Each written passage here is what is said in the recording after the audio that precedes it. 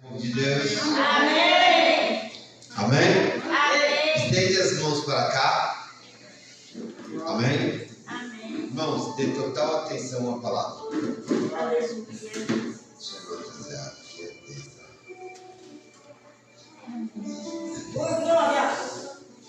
Amém? Amém. Senhor Deus, Pai, eis aqui o teu filho, Senhor. Usa ele, Senhor, como apraz a tua vontade. Senhor, que não venha nada dele, Senhor. Usa ele de encontro aos nossos corações, para que verdadeiramente haja mudança em nossas vidas. Pai, fala com cada um dos teus filhos aqui essa noite, Senhor. É o que te pedimos e te agradecemos em nome de Jesus. E a igreja diz: Amém. Uma salva de palmas.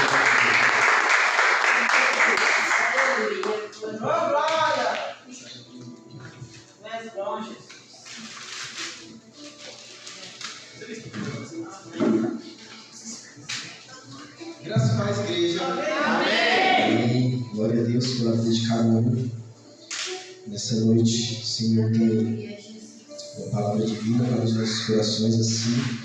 Eu creio, como Ele sempre tem falado, por meio de todos aí, uma graça que tem derramado sobre a nossa igreja, que o Senhor tem usado todos para falar com os nossos corações. E se só vem aqui voltar, o Senhor tem usado cada um para falar com as nossas vidas. E hoje eu já peço que você abra sua Bíblia em João 21. João 21, e nós vamos ler a partir do versículo 15. Que o Senhor tem algo para falar conosco. João 21, 15, a palavra do Senhor vai dizer: E depois de terem jantado, disse Jesus a Simão Pedro: Simão, filho de Jonas, ama-me mais do que estes? E ele respondeu: Sim, Senhor, tu sabes que te amo. Disse-lhe: Apacenta os meus cordeiros. Tornou a dizer-lhe uma segunda vez: Simão, filho de Jonas, amas-me? Disse-lhe: Sim, Senhor, tu sabes que te amo. E disse-lhe então: Apacente as minhas ovelhas. E disse-lhe a terceira vez: Simão, filho de Jonas, amas-me? Simão entristeceu-se por lhe ter dito pela terceira vez: Amas-me? E disse-lhe: Senhor, tu sabes tudo, tu sabes que eu te amo muito. Jesus disse-lhe: Apacenta as minhas ovelhas. Versículo 18: Na verdade, te digo que, quando eras mais moço, te seguias a ti mesmo e andava por onde queria. Mas quando já fores velho, estenderás as mãos e outro te cingirá e te levará para onde tu não queiras. E disse isso, significando com que morte havia ele de glorificar a Deus. E dito isso, disse-lhe: Segue-me. Amém? Amém. Pode se sentar em nome de Jesus Cristo. Peço que você mantenha a sua Bíblia aberta. Nós vamos dar uma trabalhada ainda lá no capítulo 13. Bom, irmãos, para começar, aqui Pedro ele estava sendo tratado. Pedro, ele tinha prometido que morreria com Jesus, entregaria a sua vida para Jesus. Ele disse que se Jesus fosse morrer, morreria junto. E muitas vezes, quando eu estou lendo esse livro, eu até dou um crédito para ele, porque quando Jesus foi ser preso, Pedro foi o único que arrancou a orelha do soldado. E aí nós podemos entender que muitas vezes este mesmo Pedro apóstolo somos muitos de nós. Porque Pedro ele tinha suas dores e momentos bons. Ele era uma pessoa que acreditava, mas ele tinha medo. Ele era ousado. Mas assim como nós, todos os dias, o mais citado sempre é Pedro. Pelas suas falhas, pela sua ousadia. Ele foi um dos apóstolos designados como líder dos outros apóstolos. E ele caminhou com Jesus durante todo o tempo. E Pedro disse a Jesus: se o Senhor tiver que morrer, eu morro também. Se tirarem sua vida, vão tirar a minha também. E para que esse texto não fique confuso, por qual motivo que Jesus perguntou 3 vezes para Pedro: Pedro, tu me amas? Agora você volta lá para o capítulo 13. Capítulo 13 desse mesmo livro. João 13, 21 nos traz a resposta.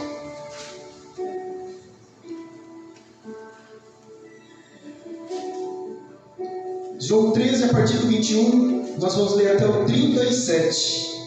E diz assim: tendo Jesus dito isso, turbou-se em espírito e afirmou, dizendo: na verdade vos digo, que um de vós há de me trair. Então os discípulos olhavam uns para os outros, sem saberem de quem ele falava. Ora, um de seus discípulos, aquele a quem Jesus amava, estava reclinado no seio de Jesus. Então Simão Pedro fez sinal a este, para que perguntasse quem era aquele de quem ele falava. E inclinando-se ele sobre o peito de Jesus, disse-lhe: Senhor, quem é? E Jesus respondeu: é aquele a quem eu der o bocado molhado. E molhando o bocado, o deu a Judas Iscariotes, filho de Simão. E após o bocado, entrou nele Satanás. Disse, pois, Jesus: o que fazes? Faze-o depressa. E nenhum dos que estavam assentados à mesa compreendeu a que propósito ele dissera isso. Porque como Judas tinha a bolsa, pensavam alguns que Jesus lhe tinha dito: compra o que nos é necessário para a festa, ou que desse alguma coisa aos pobres. E tendo Judas tomado o bocado, saiu logo, e era já noite. Tendo ele, pois, saído Jesus, disse Jesus: agora é glorificado o Filho do Homem, e Deus é glorificado nele. Se Deus é glorificado nele, também Deus o glorificará em si mesmo, e logo o há de glorificar. Filhinhos, ainda por um pouco estou convosco, vós me buscarei. E como tinha dito aos judeus: para onde eu vou, não vós podeis ir. E eu te digo também agora: um novo mandamento vos dou. E é aí que eu quero que os irmãos prestem atenção. Jesus disse: um novo mandamento vos dou, que vos ameis uns aos outros, como eu vos amei a vós, que também vós uns aos outros vos amei. Nisto todos conhecerão que sois meus discípulos, se vós amardes uns aos outros. Amém? Amém. Glória a Deus. Irmãos, eu li todo esse texto, mas para que a gente pudesse compreender do porquê daquelas 3 perguntas. Se Pedro ama Jesus, e quem perguntou isso foi o próprio Senhor Jesus a Pedro. Porque Pedro, por mais que ele não admitisse, ele se via diferente dos outros apóstolos. Ele acreditava que ele era o que amava mais. Ele acreditava que o amor dele por Jesus era algo verdadeiro. Ele acreditava que o amor dele por Jesus era algo surreal e que o amor dele seria o maior. Tanto que nós podemos ver que lá no capítulo 21, quando Jesus pergunta, a primeira pergunta que ele faz, diferente e distinta das outras duas, é: Pedro, tu me amas mais do que estes? Que eram os outros discípulos. E Pedro diz que sim. Só que Pedro ele já tinha tido uma amargura de alma. Ele já tinha chorado amargamente. Porque essas 3 perguntas que Jesus fez a Pedro, Jesus estava tratando Pedro no amor, sem envergonhar ele. Jesus estava confrontando com amor a Pedro. Lembra as 3 vezes, Pedro, que você me negou lá atrás?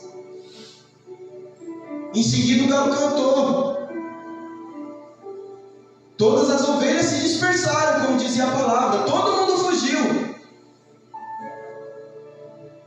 Jesus não disse isso. Mas foi o que passou na mente de Pedro. Ah, Senhor, sim, eu te neguei 3 vezes. E agora você não chega e aponta o dedo para mim, por quê? Porque Jesus estava trazendo para a vida de Pedro um confronto. Para que ele fosse tratado, para que ele fosse moldado. E muitas vezes é o que acontece conosco. Muitas vezes nós passamos por um confronto nas nossas vidas e nós falamos: não, esse confronto aí não é de Deus. E irmãos, nós passamos confronto no trabalho, na rua, dentro da nossa casa, dentro do nosso casamento, em todos os lugares que nós estamos, tem confrontos. Agora, o nosso orgulho não permite a gente admitir que os confrontos de fora são mais fáceis do que os de casa. Não é à toa que uma pessoa pode ganhar o seu mundo inteiro, mas ela perde a sua família, e ela perde a si mesmo. Porque às vezes nós estamos focados em fazer o de fora, e o de casa nós não estamos vendo. Está passando despercebido. E muitas vezes nós precisamos aceitar todos os confrontos, porque é por meio destes confrontos que Jesus vai nos tratar. Assim como ele tratou sem apontar o dedo para Pedro. Em nenhum momento ele disse: Pedro, você me negou, Pedro, você me negou. Não. Ele nem trouxe a recordação para Pedro. Ele simplesmente perguntou: Pedro, tu me amas? Amém, glória a Deus. Senhor.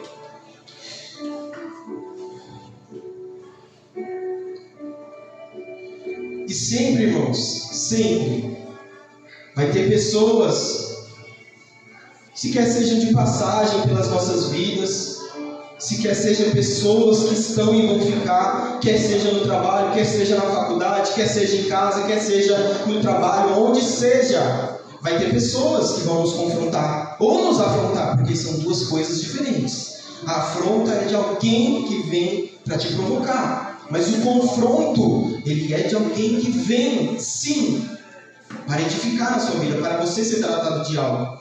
Amém. Muitas vezes Deus já usou pessoas para trazer tratamento para a minha vida, e eu nem sabia, porque a pessoa não chegava pulando, dançando, fazendo tudo aquilo, não. Ela chegava simplesmente na conversa, simplesmente nas atitudes, eu começava a ser confrontado e via que aquilo estava promovendo mudança na minha vida. Amém. Então muitas vezes nós dizemos: eu sou evangélico, eu sou cristão. E quando vem a primeira dificuldade, o primeiro confronto, a gente toma atitudes bem distintas da que Jesus tomou. Deus. Essa é a pior falha do crente nos dias de hoje. Tem muitas? Sim. E por que você está falando? Porque eu sou crente também. Então eu posso falar, só não pode falar quem é de fora. Quem não é crente não pode falar de crente, mas crente pode falar de crente. Tem muita coisa que mudar? Tem muita coisa para melhorar? Tem. Mas uma da que nós temos que mudar agora é essa forma aqui, ó, que Jesus fez com Pedro. Mesmo ele sabendo que Pedro iria negá-lo, em nenhum momento ele disse: ó, como eu já posso ver tudo que vai acontecer, eu sei que você vai me trair. Ou até mesmo depois de abandonado, de negado, em nenhum momento ele lançou pedras sobre o coração de Pedro. Senhor. E é o que nós fazemos hoje, irmãos. Não adianta. A gente muitas vezes fala: eu sou crente, eu sou evangélico, eu sou cristão. Sim. Mas qual foi esse último mandamento? Não é pedido que Jesus fez, foi mandamento. Qual foi que nós acabamos de ler? E um mandamento vos dou: amei vós uns aos outros, assim como eu amei. Amém. Glória a Deus. Logo aí Jesus já nos quebra. Porque o primeiro mandamento dele é: amai o Senhor, o teu Deus, de todo o teu coração. É como o pastor sempre fala: se eu estiver cumprindo só esse mandamento, eu já estarei cumprindo todos os outros automaticamente. Porque como eu amo a Deus de todo o meu coração, se eu não amo o meu próximo? Como eu amo a Deus de todo o meu coração, se quando o próximo precisa de uma palavra e por mais que ele nos machucou, eu vou querer ferir ele também? Eu estou assistindo uma série que um homem ele conhece toda mulher que ele conhece, ele tem algum problema mental de cabeça, e todas as mulheres que ele conhece, ele quer stalkear as mulheres, seguir elas e dominá-las. E tudo que elas fazem aqui, por exemplo, se eu vou embora, ele mata a mulher. E eu percebi que nessa série ela retrata um pouco da realidade. Porque muitas pessoas querem ter o domínio sobre as outras. Porque uma das mulheres que ele tenta matar, ele enterra ela e ela ainda está viva. Então ela sai e começa a procurar ele para tentar ferir ele, para matar ele. Não para matar, mas para fazer ele sentir dor. É o que ela mesma fala. E hoje, nos dias de hoje, dessa mesma forma está acontecendo. Muitas vezes nós nem queremos ver o fim da pessoa. Mas simplesmente porque algo nela não me convém, porque algo nela é diferente, porque eu tenho outras formas de pensar, nós achamos que nós estamos na razão, quando nós nunca temos a razão. Sempre que isso nos afasta de Deus, nós nunca temos a razão. E por que, Mateus, isso nos afasta de Deus? Porque depois que Jesus morre, se vocês verem, os apóstolos, eles voltam para a velha vida. Eles voltam a pescar. Então eles já não estão mais pescando homens. Eles estão pescando peixes novamente. Isso porque quando a gente não entende o real propósito, não entende aquilo que Jesus está querendo dizer no nosso coração por orgulho, nós nos distanciamos de Deus, irmãos. A gente sai fora do propósito. Assim como os discípulos também. Depois que Jesus morreu, todos eles se dispersaram. E todos voltaram para a velha vida. Só que todos esses conflitos que aconteceram sempre foi para mudar algo na vida dos apóstolos. E eu posso falar até um testemunho meu, e esse tipo de testemunho eu tenho muitos, que é a falta de amor. Tem 3 pessoas, então não é desabafo, tá, gente? É testemunho. Tem 3 pessoas que tem na minha vida, e ainda existem na minha vida, e eu tinha muita dificuldade em perdoar essas pessoas. Tinha 2 nomes que não podiam ser falados dentro da minha casa. Até o passado, quando alguém falava esse nome, todo mundo tirava. Falava, tá proibido esses 2 nomes aqui dentro de casa. Eu não quero esses 2 nomes aqui. Mas por que não? Não quero. A casa é minha, eu pago, então é minha e pronto. E eu dou as leis aqui. E as pessoas às vezes até estranhavam, falando, não, mas por que ele está agindo dessa forma? E eu pensava, porque eu tenho os meus motivos. Foram pessoas que me feriram, então eu não quero saber delas, eu não tenho nada com elas. Tanto que até pouco tempo atrás eu não conseguia entoar o nome dessas 2 pessoas. O nome do meu sogro mesmo assim chamava de seu pai, e ele me chama de seu marido para ela. Eu chamava ele de seu pai para minha esposa, e ele falava para minha esposa, seu marido. Então nenhum falava o nome do outro. E foi preciso acontecer algo com ele para mim entender que todas as pessoas, por mais que elas feriram a gente, elas precisam sim de uma segunda chance.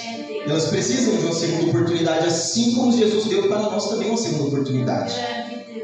Jesus nos deu uma segunda oportunidade, irmãos, porque nós não somos merecedores de nada. É uma graça imerecida, é um favor imerecido.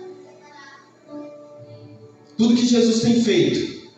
Imagine nós, na época do mundão, como que nós éramos.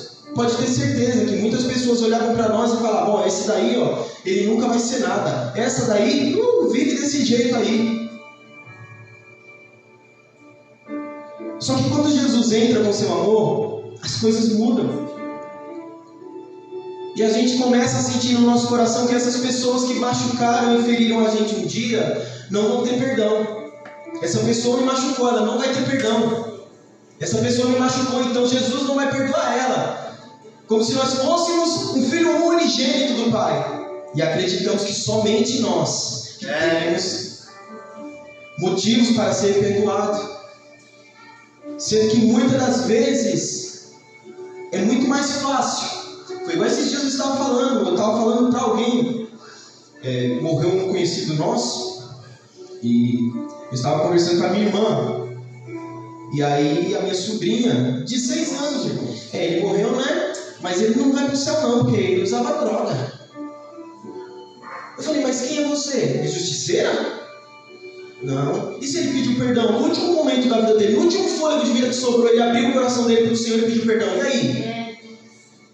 Enquanto nós apontamos o dedo, achando quem ou quem não vai ser salvo, as pessoas, irmãos, estão abrindo o coração e se entregando para Jesus.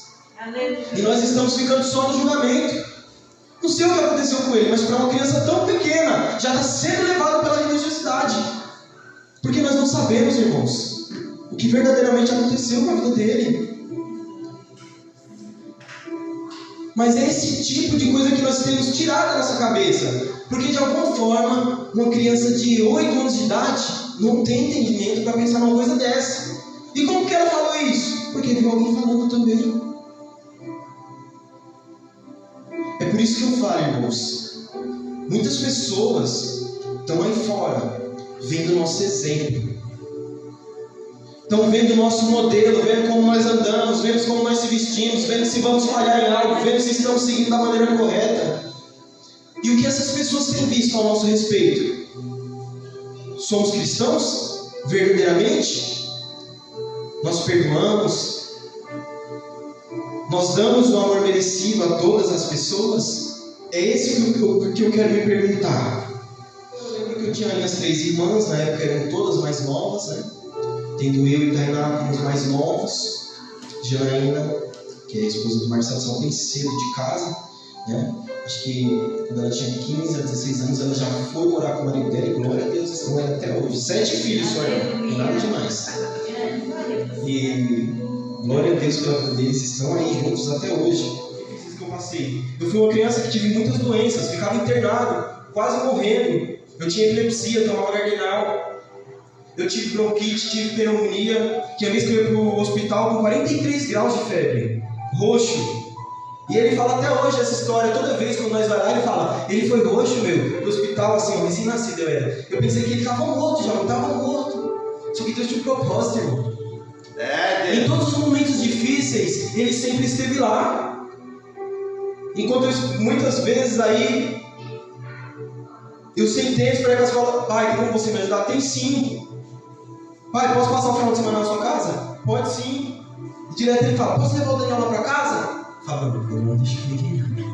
Vai levar o Elias para vontade. Mas é isso que eu estou falando, irmãos.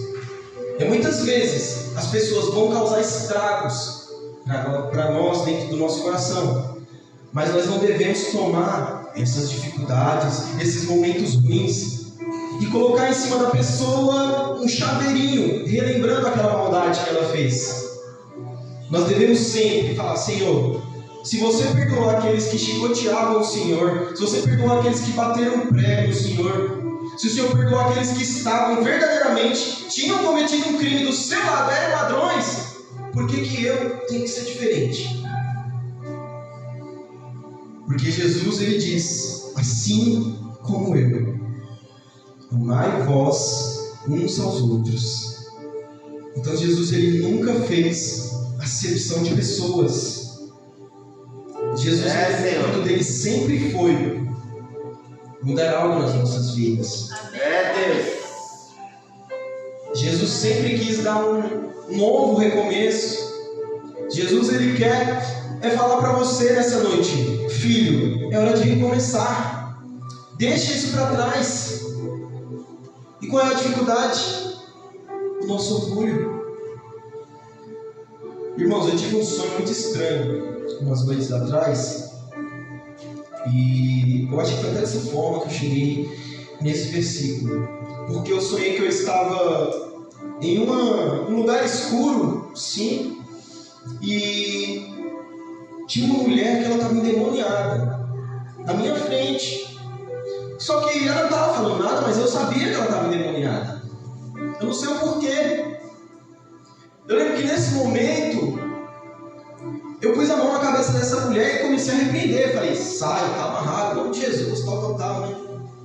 Eu te expulso agora em nome de Jesus, no poder que é o nome de Jesus. E comecei a rir, de repente, eu acordei. E lembrando lembrando de tudo que tinha acabado de acontecer no sonho. E eu falo, sempre que eu sonho esse tipo de coisa, o Senhor está querendo falar alguma coisa com a minha vida. Em seguida, eu dormi de novo. E aí eu tive outro sonho. Sonho que estávamos eu, a minha esposa e o meu filho, todos algemados, indo para uma prisão chorando. E eu falei... E eu já acordei em seguida e falei, Senhor, que coisa estranha. O que o Senhor está querendo dizer? O que o Senhor está querendo falar conosco, Pai? E ali custou.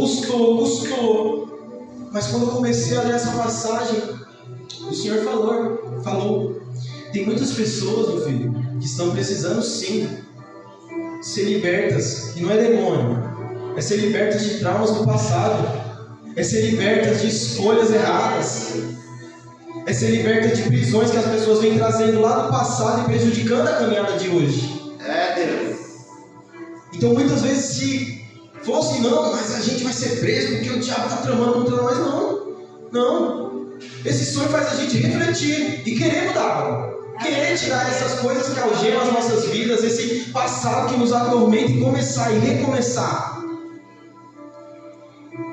Irmãos, assim como Pedro, ele pôde recomeçar, e eu gosto até de refletir e pensar que Pedro verdadeiramente ele começou a caminhar com um propósito depois desse tratamento.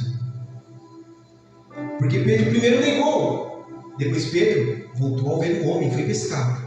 Mas depois que ele é tratado por Jesus, com essas palavras, aí sim, a caminhada começa. Líder dos apóstolos, um dos homens que mais pregou, que mais ganhou almas aí. 3.000 almas num dia só. A gente tem dificuldade de ganhar uma por ano. O cara ganhou 3.000 em um dia.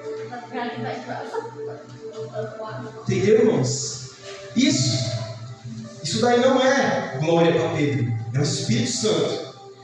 Quando Pedro tira tudo aquilo que está prejudicando ele, quando ele tira tudo aquilo que está fazendo com que ele somente recue e não possa avançar, as algemas são quebradas, as traves do olho começam a cair, ele começa verdadeiramente a enxergar e entender o que é o amor, e entender o que é o perdão, e entender o que é a caminhada com Cristo. E nos dias de hoje nós precisamos, irmãos, fazer isso. Senhor. Precisamos entender, sim, que não é porque nós somos cristãos que as cadeias, as barreiras vão se quebrar automaticamente, não, irmãos. Não. Muitas coisas precisam ser tiradas da nossa vida. Muitas coisas precisam ser deixadas para trás das nossas vidas. Muita coisa precisa ser renunciada. Falar, Senhor, eu não aceito mais isso. Eu não quero mais. Para que nós comecemos a ganhar as almas verdadeiramente. Deus. Pedro ele começa a ganhar almas depois desse tratamento. Pedro expulsava demônio, curava enfermos. Mas as almas verdadeiramente ele começou a ganhar depois desse tratamento. E por quê? Porque as pessoas viam nele a presença de Deus. As pessoas viam nele a presença do Espírito Santo. As pessoas viam que verdadeiramente ele tinha mudado. E esse é o nosso papel. Não só nos dias de hoje, mas nas gerações passadas, nas gerações que virão. Ser a diferença. Ser a diferença desse mundo que já está completamente dominado pela falta de amor, como a palavra diz. E por amor se esfriar, devido ao aumento da iniquidade, o amor de muitos vai se esfriar. E é isso que devemos tomar cuidado, irmãos. Que devemos a tomar cuidado, porque a iniquidade não é só matar alguém. A iniquidade não é tirar a vida de uma pessoa. A iniquidade, ela está a partir do momento que nós negamos a Deus e começamos a ouvir mais nós mesmos. Isso já é uma iniquidade. Quando eu deixo de amar o meu próximo, já estou sendo iníquo também. Quando eu deixo de perdoar o próximo, eu estou praticando também a iniquidade. Sabe por quê? Porque isso nos leva ao velho homem, nos afasta de Deus, nos distancia. Mas nessa noite, irmãos, Ele está aqui e Ele está dizendo que é o momento de recomeçar. É o momento dessas algemas serem quebradas, dessas travas caírem no nosso olho, para que nós possamos verdadeiramente enxergar e entender o que é o amor de Deus para com as nossas vidas e o que é o perdão dele. E aí hoje, se lembrando de tudo que eu já falei aqui, mas de duas coisas. Amei vós uns aos outros, assim como eu vos amei. E uma outra pergunta. Após você se lembrar desse versículo, você se lembra. Quero que você se pergunte: será que tu me amas? Pergunte para si mesmo: será que eu amo Cristo? Será que eu tenho amado a Deus? Porque praticar o amor é a gente tirar da nossa vida tudo aquilo que está nos prejudicando, tudo aquilo que nos está nos afastando de Deus. É por isso que nós precisamos voltar ao primeiro amor. Porque a própria palavra diz em Apocalipse 2, 4 e 5 que Jesus vai tirar o candelabro da igreja se nós não mudarmos, se nós não voltarmos ao primeiro amor. É, Senhor. Então que nós vamos voltar ao primeiro amor para que todas essas barreiras que nos impedem de verdadeiramente ter um bom trabalho, um bom relacionamento com os nossos familiares, nosso casamento, venha a ser quebrado. Amém?